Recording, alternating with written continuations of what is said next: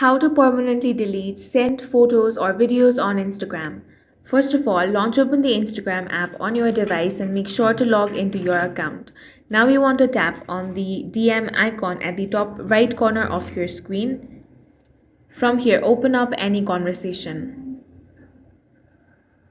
Now find the photo or video that you want to delete permanently. For example, this one. Now, if you want to delete this photo permanently, then what you can do is simply tap and hold on it.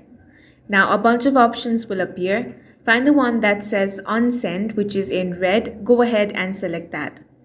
As soon as you do that, that photo or video will be successfully deleted permanently and the other person will not be able to view it. You can do the same for videos as well, and that's all for this video. If you found it useful, make sure to hit the like button and subscribe for more videos like this.